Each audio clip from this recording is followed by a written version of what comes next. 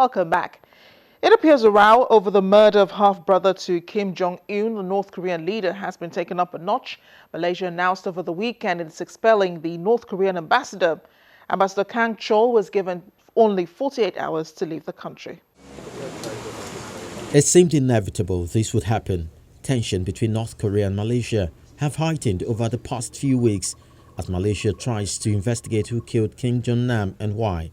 Officials have already charged 2 women, Siti Aisyah, an Indonesian, and Duan Thin Hua, with the murder after they were identified on CCTV camera which showed them accosting Kim Jong-nam at the Kuala Lumpur International Airport on February the 13th. Police say the women rubbed a highly toxic VX nerve agent on Kim's face before running away. Kim was dead before he got to hospital. Among other suspects in the case was North Korean citizen Ri Jun-cho, whom police released last week after his arrest last month. They said there was not enough to charge him with, though they had tried to make him admit that he had been involved in Kim's death. Ri reportedly said he was not even at the airport where Kim died that day. I realize that this is a conspiracy, a plot to try to damage the status and honor of the Republic.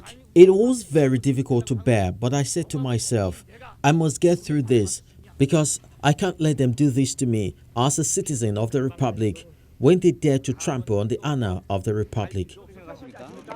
Ri was released and then deported by Malaysian authorities.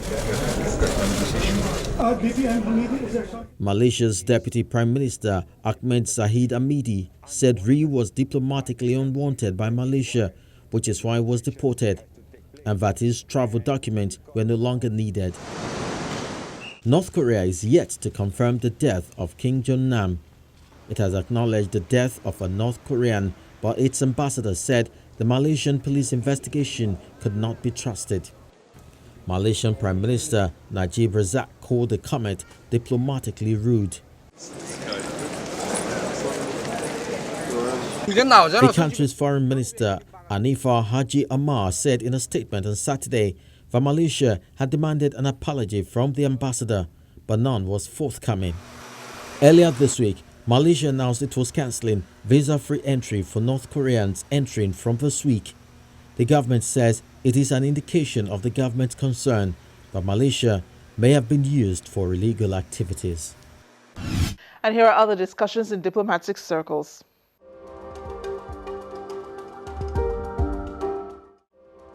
A team from the United Nations Security Council is visiting the Borno state capital, Maiduguri, to obtain first-hand information on the ongoing crisis in the northeast. The team, on its first visit to Nigeria, will be discussing with federal and state authorities and the military leadership on the resettlement of internally displaced persons.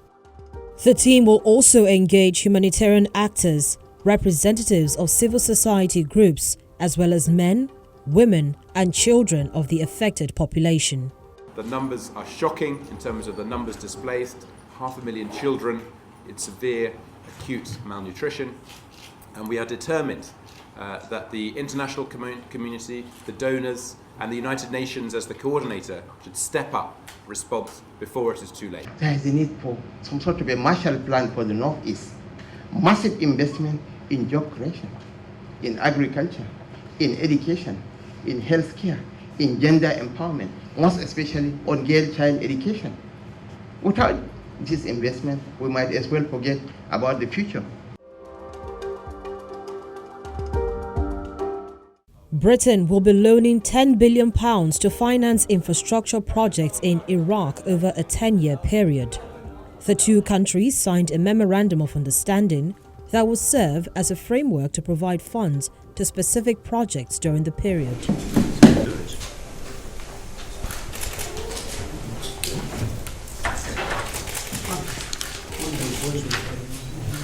For the period, only British companies can be contracted to carry out projects funded by these loans.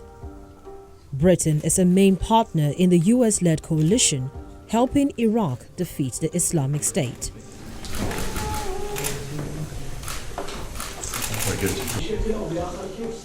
The Iraqi Finance Minister Abdulrazak Al-Essa says the rate of profit will be defined later with the companies that will have contracts with, and the project that they intend to implement and conclude with British companies will also be defined within the framework of the agreement.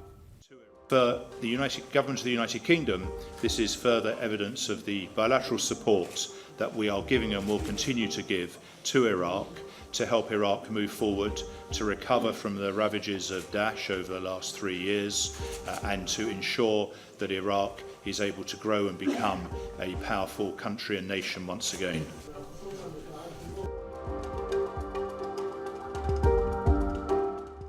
Meanwhile, Malaysians are supporting the country's decision to expel the North Korean ambassador, Kang Chol. The expulsion of the ambassador came after Kang and the DPRK government accused the Malaysian side several times of colluding with hostile forces in its investigation into the death of Kim Jong-nam. There has been no official response from Pyongyang, nor has Kang made any public appearance, though a deadline looks inevitable. And he refused to go, and as ambassador, I think he should make an appearance and defend his statements that he made against the country. So I think the decision made by the country and the government was absolutely correct. Enough is enough. I think he should leave. You know, this is our country. Well, I think the Malaysian government have done the right thing. I think you come to this country, you respect the law, you acknowledge the regulations, and I think we have done the right thing.